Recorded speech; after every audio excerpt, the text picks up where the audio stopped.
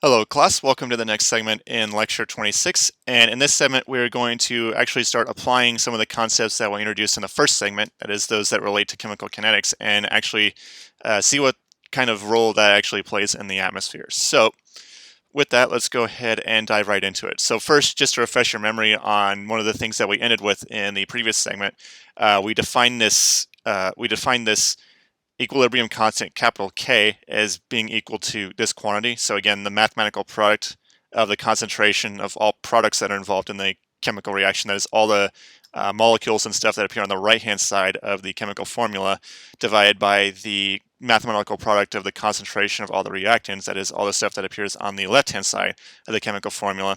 And these exponents here, which is what these concentrations are raised to the power of x, y, and z, where x is in this case, x would be the coefficient that appears in front of this term on the right-hand side, and this y would be the coefficient that appears in front of this specific term on the right-hand side. Hopefully this will make more sense once we actually take a look at an example. And the first example I want to take a look at is the reaction that we introduced at the very beginning. That is the decomposition of dinitrogen tetroxide into 2 molecules of nitrogen dioxide. So in this case, we only have one reactant and we only have one product. So that makes representing the equilibrium constant for this reaction very simple. So the first thing that we have to look at is, it would probably be most sensible to start with the product. So we only have one product here, so we're only going to have one term in this numerator, and that one term is just going to be the concentration of nitrogen dioxide. So we'll just say that takes the place of this word product here. And the coefficient in front of this molecule, in front of this product, is a 2, so this exponent will then become a 2. So when we go to write the equilibrium constant for this specific chemical reaction, the numerator will have concentration of nitrogen dioxide bracket squared. So we take the concentration of nitrogen dioxide, square it, and that's the only term that we end up in the numerator because that's the only product in the case of this chemical reaction. And then in the denominator, that's where we would put the reactant, or what appears on the left-hand side of this chemical formula.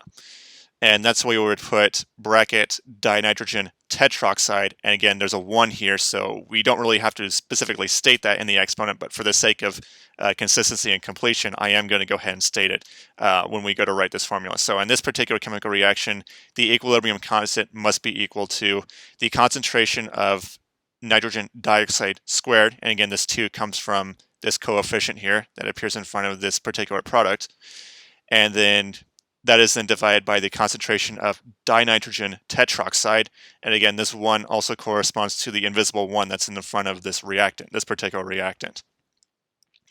And if our goal were only to write the equilibrium constant, write an expression for the equilibrium constant, then our work here would be done. So the equilibrium constant is just equal to the concentration of nitrogen dioxide squared divided by the concentration of the only reactant involved, which is dinitrogen tetroxide raised to the power of 1.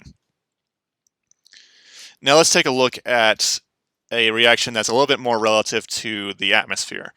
And this particular reaction is going to be shown up on the screen here. So let's consider a reaction where H2O, which is water, is evaporating with carbon, or is evaporating with, I did not mean to say that, where water, H2O, is reacting with carbon dioxide to form H2CO3, which is an acid, and it's specifically referred to as carbonic acid.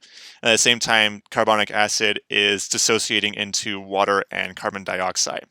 So again, just a reaction that there's a forward component to this reaction where these two reactants are combining to form a product, and there's a reverse component where this product is breaking up to form these two reactants.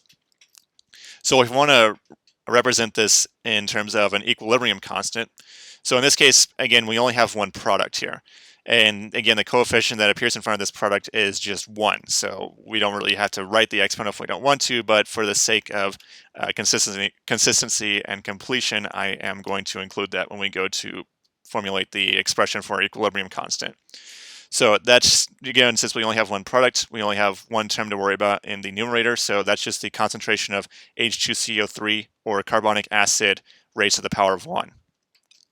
But in this particular reaction, we also have two reactants to worry about. So we're going to have two of these terms in our denominator. And the order doesn't actually matter from a mathematical standpoint, but it's a good idea to write the participants or the reactants in the order that they appear in the chemical formula. So just to avoid confusion. So here, the first reactant that we've got to worry about is water, H2O, and again, there's an invisible one here. So to start things off in the numerator, we would have the concentration of H2O, or water, appearing in the denominator, and that concentration would be raised to the power of the invisible one that appears out here. And then that reactant concentration would be multiplied by the concentration of carbon dioxide, again, that value raised to the power of the invisible one that appears in front of the carbon dioxide term in this chemical formula. So our end result is going to be something that looks like this. We have the equilibrium constant for this particular reaction is the concentration of H2CO3, which is carbonic acid, raised to the power of 1. Again, there's an invisible 1 out in front here. And then that is going to be divided by the concentration of H2O, raised to the power of 1, multiplied by the concentration of carbon dioxide, raised to the power of 1, which are these two reactants. And again, the 1 corresponds to the implied ones that appear out in front of H2O and CO2.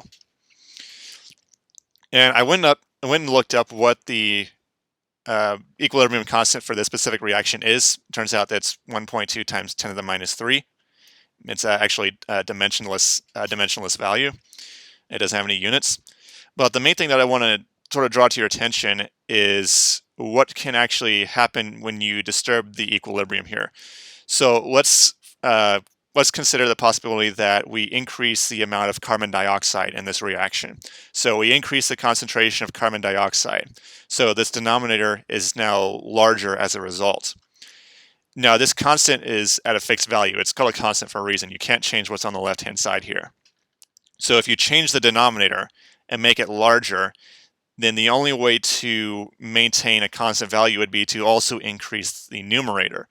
So by the process of increasing the carbon dioxide concentration, in order to maintain this equilibrium, you would also therefore have to increase the concentration of carbonic acid.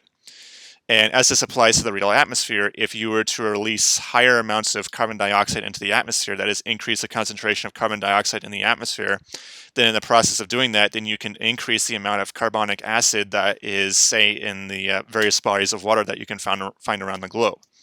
So that's one potential consequence that sort of relates back to chemical kinetics, how if you increase the concentration of carbon dioxide, in the case of this specific reaction, you can actually increase the concentration of carbonic acid, and in the process of doing so, you can lower the pH of water, the various bodies of water that you find around the globe, which would translate to a higher acid content in the water. You, in essence, make the water more acidic. So the ultimate end result of this is if you increase carbon dioxide levels in the Earth's atmosphere, then that means the acidity of Earth's water would also increase, and that consequence can be explained by the idea of chemical kinetics, and specifically this concept of an equilibrium constant. So if you disturb the equilibrium here, that is, if you increase the concentration of one of these. So if you increase the concentration of water, then you can also increase the concentration of carbonic acid. But if you increase or decrease the concentration in order to re-achieve equilibrium, then the concentration of the other chemicals involved in this reaction must also change to maintain some sort of equilibrium. Again, Mother Nature doesn't like imbalances, so to try and resolve those imbalances, nature will try to do something to achieve some sort of equilibrium state. In this case, increasing carbon dioxide concentration in order to maintain that equilibrium would also have to involve increasing the concentration of carbonic acid. So that's a look at how what we've been talking about can actually apply to the real atmosphere. There's also going to be an atmospheric chemistry course that's going to be offered pretty shortly. I would strongly encourage you to take that as part of an elective, especially if you're planning on attending graduate school. But there's actually, we've kind of barely scratched the surface here. There is one more topic related to atmospheric chemistry that I'm going to talk about from a more qualitative standpoint, but chemistry is actually a really important process to account for in the atmosphere because you have all these gases and all these interactions taking place between stuff that's happening on ground level and stuff that's happening in the atmosphere. But there's one more topic related to atmospheric chemistry that we're going to talk about, and that's something that we will cover in the next segment. So with that, I will see you all there.